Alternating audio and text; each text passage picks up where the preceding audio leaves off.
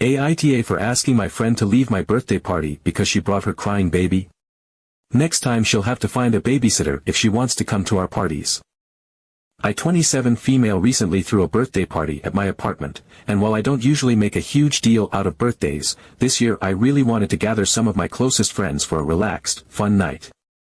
Nothing too crazy, just a low-key get-together with about 10 of us hanging out, playing games, chatting, drinking a little, and eating way too many snacks. I put effort into making sure everyone felt welcome. I cleaned my place top to bottom, picked out drinks and food I knew my friends liked, and even set up a cozy little seating area with pillows and lights. I was genuinely excited to spend time with the people I care about. No one had to dress up or bring anything. The whole vibe was just meant to be easy and fun. The evening started off great. People arrived, we poured drinks, caught up on life, laughed over some dumb meme someone brought up, and a friend even brought a game I had never played before, which got us all pretty into it. The energy was just right. Around 8:30 p.m., Sarah 28 female showed up. Now, I have known Sarah since college. She's a good friend, and I genuinely care about her. She became a mom last year and has a 7-month-old baby girl. I've seen her a few times since the baby was born, but always in more chill, daytime settings, brunches, walks, things like that. So when she showed up to my party, I was surprised to see that she had brought her baby with her. It wasn't like I had said, "No kids," on the invite, but it honestly hadn't even crossed my mind that anyone would bring a baby to what was clearly an adult hangout. The party wasn't wild, but it was evening, there was drinking, music playing, people getting a little loud while laughing or teasing each other over the game, and just general adult chaos. So when I saw Sarah walk in holding the baby in a carrier, my first reaction was confusion. I greeted her with a hug and said hi to the baby, of course, trying to stay welcoming, but I was also trying to figure out what this meant for the rest of the night. Almost immediately after she came in, the baby started crying. Not a little fussy whining either, this was full-on, high-pitched, inconsolable crying. I assumed it was just from the change in environment or being startled, so I didn't think much of it at first. Sarah looked flustered but tried to keep it together. She started bouncing the baby, whispering to her, walking around the living room to soothe her. But the crying didn't stop. It actually got worse. Louder. More urgent. She kept apologizing, telling people that the baby was just overstimulated and would calm down soon. But she didn't calm down. Not for a long time. The crying went on for nearly an hour straight, and the whole energy of the party shifted. People started talking less, and you could feel this tension building in the room. It was like we were all trying to act normal, but no one could ignore the fact that the baby was screaming, and poor Sarah was clearly at her limit trying to juggle it all. I started noticing some of the other guests giving each other looks, and a couple of them eventually slipped into the kitchen to talk quietly. It wasn't like anyone was being mean, but the vibe had totally shifted from carefree fun to awkward chaos. I felt stuck. I didn't want to be the bad guy, but this was my birthday, and it was my apartment. I had worked hard to make it a space where everyone could relax and have fun, and it was clear that wasn't happening. The baby's cries were echoing off the walls, the music had to be turned way down, and people had stopped playing the game. I kept waiting, hoping that the baby would fall asleep or that things would calm down, but when it had been over 45 minutes and nothing changed, I finally pulled Sarah aside. I tried to be gentle. I told her I understood that being a mom was incredibly hard, and I admired her for doing it all on her own tonight, but I also said that it was really difficult to keep the party going with how upset the baby was. I asked if she could maybe step into the guest room with her for a bit or even take a little break outside just to see if the fresh air might help. I wasn't trying to kick her out, I just needed the space to reset. She didn't take it well. Her face dropped, and she told me that I should be more understanding, that she couldn't leave her baby at home, and she was doing her best. She said she thought I, of all people, would get that moms deserve to have a life too, and that she had hoped she could still be part of things even with the baby. I tried to explain that I wasn't mad and that it wasn't about her being a mom, it was just that the crying had taken over the entire night and none of us were able to really connect or enjoy ourselves anymore. She didn't say much after that. She looked embarrassed and angry, and she packed up her things and left quietly while everyone else kind of avoided eye contact. The room stayed quiet for a while afterward. People eventually started chatting again, and the night recovered a little, but the whole situation lingered in the back of my mind. I kept replaying it and wondering if I could have handled it better. A few of my friends said they were relieved I said something because they didn't know how much longer they could take the crying, and one friend even said they were about to leave early because it was stressing them out so much. But another friend messaged me the next day and said she thought I was out of line. That Sarah was probably desperate for a night out, and that it wasn't fair to shame a single mom who was just trying to see her friends. She said I could have been more accommodating or just waited it out a little longer. Now Sarah isn't speaking to me. She hasn't replied to my messages, and I feel this weight of guilt mixed with frustration. I get that parenting is hard, I really do. And I love her and her baby. But I also feel like there's a time and place for everything, and an adult evening party where people are drinking and letting loose isn't necessarily the best environment for a baby, especially one who isn't settling. So now I'm just left wondering, was I completely selfish for saying something and protecting the vibe of my birthday party? Or was I just setting a boundary in my own space and trying to make sure the night didn't get derailed for everyone else? Am I the asshole? Update 1. About 2 weeks after the birthday party incident, I found myself still thinking about how things had ended with Sarah. I wasn't angry anymore, just kind of sad. We had been close for years, and while I still stood by the decision I made that night, I also missed her. I missed our conversations, her sharp sense of humor, the way she always noticed when something was off and checked in without being overbearing. The silence between us felt heavier than I expected it to, like a piece of something good had quietly fallen away. I didn't want our friendship to end over one uncomfortable night. So when I decided to host another small gathering, I thought it might be a good opportunity to reconnect. This time, the vibe was completely different. It was going to be a wine and cheese night, soft jazz playing, low lighting with candles flickering on the coffee table, platters of brie and sharp cheddar and fig jam, and the kind of mellow conversation that happens when people settle in and take their time. The whole thing was meant to be gentle and low stress. No games, no crowd, no big energy. Just 6 or 7 of us, sipping wine, catching up, sharing music recs or weird dream stories or whatever else came up naturally. It felt like a safe space, one where things could go differently. At first, I hesitated to invite Sarah. Part of me worried she wouldn't want to come anyway. Part of me was nervous that things would just get weird again.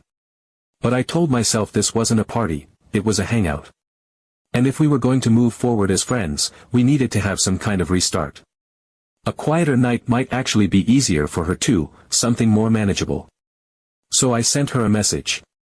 I was polite, not overly emotional, just a simple invitation, having some wine, come by if you're free, would love to see you. When she responded with a yes, I felt a wave of cautious hope. I told myself that things could be different this time. The night arrived, and everything was going smoothly. People arrived with bottles of Merlot and Sauvignon Blanc tucked under their arms, compliments on the cheese board started flowing almost as quickly as the wine, and that warm, cozy vibe I'd envisioned began to take shape. We were about 20 minutes in, everyone finding a seat or spot to lean with their glass in hand, when the elevator dinged and I heard the unmistakable sound of wheels rolling across the hallway floor. Sarah showed up. With the baby. This time, instead of a carrier, she had her daughter in a stroller, bundled up in soft blankets, a tiny pacifier clipped to her onesie. It was around 7:30 in the evening, again, well past the point in the day when most babies start getting fussy and overtired. I hadn't said, "No kids," explicitly on the invitation, but after how things had gone last time, I truly thought the unspoken boundary had been understood. I stood at the door for a beat longer than usual when I saw her, but I forced a smile and let her in. I didn't want to start the night off with tension. I told myself it was fine. Just one baby. Maybe things would be okay. The energy in the room shifted slightly the moment they entered. It was subtle, but I noticed it. People adjusted their posture, some gave small smiles in Sarah's direction, others just looked at their wine or each other. The music played on, and conversation continued, but I felt the shared awareness ripple through the room. Still, everyone tried. We made space for the stroller near the couch.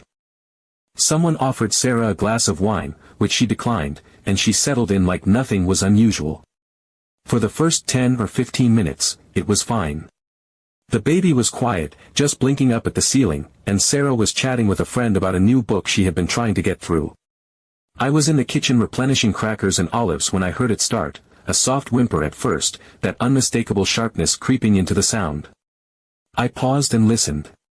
The baby fussed for a few seconds, then stopped. I exhaled. Then came the second wave. A longer cry, louder this time, followed by a hiccuping wail. Then it just escalated. It was exactly like last time. The baby was crying at full volume, red-faced and inconsolable within minutes. Sarah began her routine, rocking the stroller, making soft shushing noises, fiddling with the pacifier, trying to keep her calm. Nothing worked. The soft jazz music was completely overpowered, and conversation quickly faded as everyone tried to navigate the rising discomfort. People began whispering behind their wine glasses. One guest leaned toward another and I caught the words, "Not again," mouthed silently, followed by a quick look in my direction. A couple of my friends, who had been comfortably settled in the living room, slowly got up and moved to the balcony, plates in hand. Someone else began repouring drinks with an overly cheerful tone, like they were trying to fill the space with something other than the sound of a crying baby. It wasn't hostile. No one said anything cruel. But the atmosphere had shifted completely. It wasn't the relaxed, candlelit night I had planned. It was something else, tight, careful, uneasy. I froze. I wanted to do something, but I didn't have it in me this time. I didn't want to go through another emotional conversation. I didn't want to pull Sarah aside again and try to find the right words without making her feel judged. I didn't want to draw attention to the fact that everyone was pretending not to be frustrated. So I stayed quiet. I busied myself in the kitchen, stacking crackers, wiping down the counter unnecessarily, listening to the crying continue and the tension simmer. Eventually, Sarah seemed to get the hint. People had gradually migrated away from the living room, the space she and the baby occupied, and the conversation outside on the balcony was growing louder and more relaxed again, while inside the crying echoed against the walls. She stayed seated for a little while longer, eyes fixed on the baby, not looking at anyone. Then she slowly stood up, packed her things back into the diaper bag, adjusted the blanket around the stroller, and quietly said goodbye without looking directly at me. She left early again, eyes avoiding mine. Update 2. Fast forward a few more weeks. Life had settled into a quieter rhythm again. I hadn't seen or spoken to Sarah since the wine and cheese night, and while I still felt a twinge of guilt about how everything had played out, I also felt tired. The last 2 attempts to include her in low-key social gatherings had ended in that same pattern, her bringing the baby getting overwhelmed, the atmosphere unraveling, and Sarah leaving early, upset. It felt like walking through a minefield with no map. I missed my friend, but I didn't know how to be around her anymore, and I think most of us were quietly starting to feel the same. Then our mutual friend Emily decided to throw a spring-themed rooftop party. She had recently moved into a new apartment complex with a rooftop lounge area, and she was excited to break it in with a big gathering. The plan was casual but festive: string lights, floral-themed outfits, a cocktail station, and finger foods. The kind of event where you can hear music thumping through the floor and feel the breeze on your skin while holding a drink in one hand and a paper plate in the other. It was meant to be fun, grown-up, carefree. One of those rare nights where people actually look forward to being social again instead of mentally bracing for it. Emily created a group chat to start organizing. It was a mix of familiar faces, friends from college, co-workers she had grown close to, a couple of partners tagging along. She asked everyone to RSVP, tossed in a Pinterest mood board of pastel aesthetics and floral drinks, and it instantly felt like something to get excited about. The messages came in quickly, people asking what to bring, joking about who was most likely to spike the punch, sharing memes about rooftop party fashion fails. For the first time in a while, it felt like we were all syncing up on something light and happy. Then, Sarah replied. Her message was simple: "Can't wait, count me in." And just like that, the chat froze. The cheerful momentum hit a wall. For a long moment, no one said anything. It wasn't outright hostile, no one was angry, but it was like everyone had silently remembered what had happened the last 2 times. It hung in the air, unspoken but heavy. A few people who had been actively chatting suddenly went quiet. The typing bubbles appeared, then disappeared. No one knew what to say. Then someone broke the silence. It wasn't me. Another friend, Lauren, finally typed, just to check, are you planning to bring your daughter this time? The message came across neutral, but the question itself wasn't. It was direct, and the intent behind it was unmistakable. There was a brief pause, and then Sarah replied, well, yeah, unless you guys are saying I'm not welcome with her. And that's when the tension really cracked open. Josh, one of the more level-headed people in our group, stepped in. He wrote, we love you, Sarah, but this is an adults-only night. It's late, there'll be loud music. Maybe it's a good idea to get a sitter this time. Again, it was measured, not unkind, but the implication was clear. Everyone had been thinking it, Josh just had the nerve to say it out loud. Sarah's response came quickly. Her tone flipped from cheerful to sharp in an instant. She said it felt like she was being excluded, like people were punishing her for being a mom. She said she had always tried to stay connected to the group, to not disappear just because she had a child, and it hurt that her friends couldn't just roll with it. She said she never expected special treatment, but she also didn't want to be treated like an inconvenience. The message was long, emotional, and left no room for doubt about how upset she was. After that, the group chat turned into a slow-motion train wreck. A few people tried to suit the situation, sending messages like, we love you, and, you're always welcome, but they were walking a tightrope. No one wanted to flat-out say, please don't bring the baby, even though it was clear that's what everyone meant. The conversation stalled. Some people stopped responding altogether. Others defaulted to logistical questions to change the subject, asking about parking, drink preferences, the weather. But that core conflict had already fractured the easygoing vibe. Sarah didn't reply again. No reaction, no clarification, no follow-up. She read the messages, because we could see the seen notification on her name, but she didn't say another word. And with every hour that passed, the awkwardness in the chat deepened. People started planning the party again, but there was this underlying tension running through it now. Like we were all stepping carefully around a bruise. No one was sure if she'd come at all. Update 3. The night of the rooftop party arrived with that kind of cinematic perfection that you almost don't trust. The sun had just dipped behind the skyline, painting everything in hues of dusky pink and warm gold. The air was crisp but not cold, the kind that makes you want to stay out longer just to feel a little more alive. Emily had gone all out. String lights crisscrossed overhead, soft and twinkling like stars we never see in the city. Floral centerpieces decorated the high-top tables, mismatched candles flickered gently in their holders, and a playlist of indie pop and mellow throwbacks pulsed from a Bluetooth speaker tucked discreetly near the bar cart. It was the kind of setting where everyone looked a little better than usual under the warm glow, drinks tasted sweeter, and conversations just flowed. People arrived in clusters, dressed in pastels and floral prints, sunglasses perched on heads, and spring energy in full swing. Someone brought a tray of sangria, another passed around homemade lemon bars. We mingled, laughed, took too many photos, and drifted into little corners of conversation before regrouping and reshuffling again. Everything felt easy, like the tension that had been lingering for weeks had finally lifted just enough to let joy in again. We were about halfway through a particularly chaotic round of charades when it happened.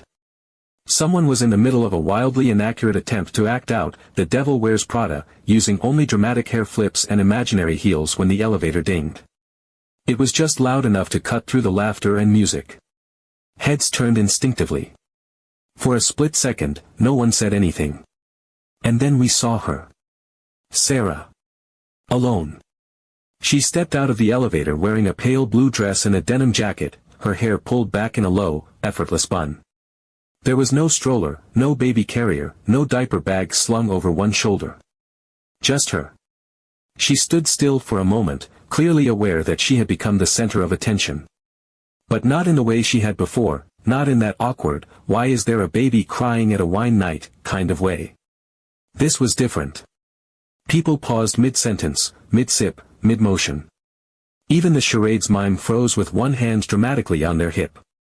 And then Josh, the same one who had gently but firmly laid down the adults-only message in the group chat, asked the question we were all thinking. He asked where her little one was. Sarah gave a small, sheepish smile and said she had gotten a babysitter. She said she figured she owed us a night where no one had to shout over baby cries. And then she apologized, not in a dramatic, tearful way, but with that quiet kind of sincerity that lands harder than any speech. She said she didn't realize how much she had been forcing her new life into old spaces, and that she hadn't meant to make anyone feel like they had to choose between being supportive and being comfortable. There was a beat of silence. A soft kind. The kind that happens when the temperature of the room shifts, but in a good way. Then someone handed her a drink, and another person reached out, pulling her into the circle. A new round of charades started, and Sarah was back. Not as the mom with the crying baby, or the one we're all trying not to upset, but just as Sarah. Our friend. The night unfolded with a sort of ease that had been missing for a while. Sarah laughed harder than I'd seen her laugh in months. She talked about a documentary she'd been obsessed with, debated over the correct ranking of 90s rom-coms, teased Josh for his tragically bad acting in charades, and helped someone hunt down a bottle opener that had mysteriously vanished. At one point, she and I stood near the railing, looking out over the city lights, and there was this unspoken peace between us. No need to revisit the past, no need to dissect everything that had gone wrong. We were just here again, on the same page for the first time in a long time. It wasn't about erasing what had happened. It was about something quieter. The kind of reconciliation that doesn't require grand gestures or hours of rehashing emotions. Just showing up. Choosing to adapt. Understanding that no one had meant harm, that everyone had been trying their best with the tools they had in the moment. We were all just people figuring out how to stay connected through the messy middle. That night, something realigned. The group, the mood, the friendship. It felt like we had reached the other side of something. A place where we could hold space for each other's changing lives without losing what we had always been.